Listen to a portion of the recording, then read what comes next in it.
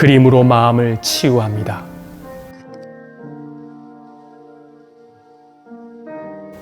안녕하세요. 저는 그림으로 복음을 전하는 태평양교회 박영직 목사입니다. 이 작품은 천예숙 작가의 사명입니다. 하루는 한 작은 교회 목사님이 이 그림의 새를 바라보며 눈물을 흘렸습니다. 이 새가 마치 교회를 떠나는 교인들을 바라보는 자기 모습 같다고 했습니다.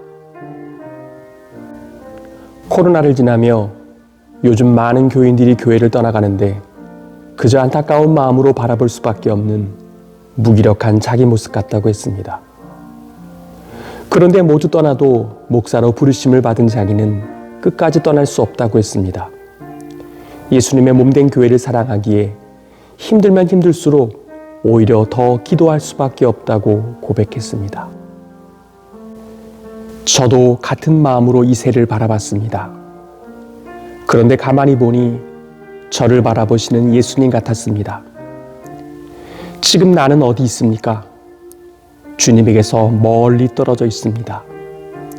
주님께서는 오른쪽 아래에 계시는데 지금 나는 세상 영광을 쫓아 왼쪽 위로 올라가 있습니다. 그 모습이 마치 아무도 살지 않는 작은 연못처럼 보입니다. 주님을 멀리 떠났으니 생명을 잃어버린 것입니다. 또한 그 모습이 마치 빛을 잃어버린 달처럼 보이기도 합니다. 주님을 떠난 나는 빛을 잃어버렸습니다. 이제 나는 어찌하면 좋을까요? 그런데 주님께서 이처럼 죄인된 나를 사랑하셨습니다. 게다가 주님보다 나를 더 사랑하셨습니다. 그렇습니다. 주님께서는 의인이 아니라 죄인을 사랑하셨습니다. 주님께 이익이 되는 사람이 아니라 주님께 손해를 끼친 사람을 사랑하셨습니다. 이것이 복음입니다. 보십시오.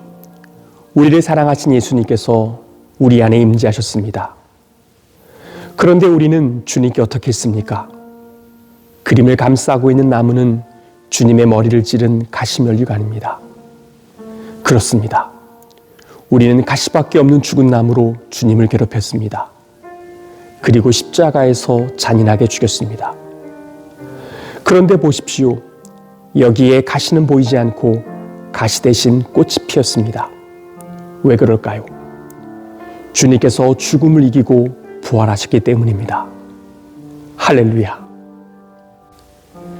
그러므로 이제 가시면류관은 우리가 세상을 바라보는 열린 눈이 되었습니다. 그렇습니다. 성도는 부활의 눈으로 세상을 봅니다. 부활의 영광을 알기에 아무리 힘들어도 남보다 먼저 십자가를 지고 주님을 따르며 오히려 감사합니다. 이것이 부활의 삶입니다. 그렇습니다. 우리는 우리 마음의 중심에 예수님을 모셨습니다. 그것으로 충분합니다.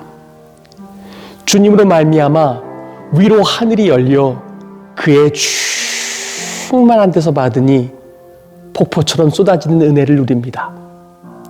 또한 주님으로 말미암아 아래로 땅이 열렸으니 영생하도록 솟아나는 샘물을 공급받습니다. 그리하여 그 배에서 생수의 강이 흘러나와 온 세상을 부요하게 합니다.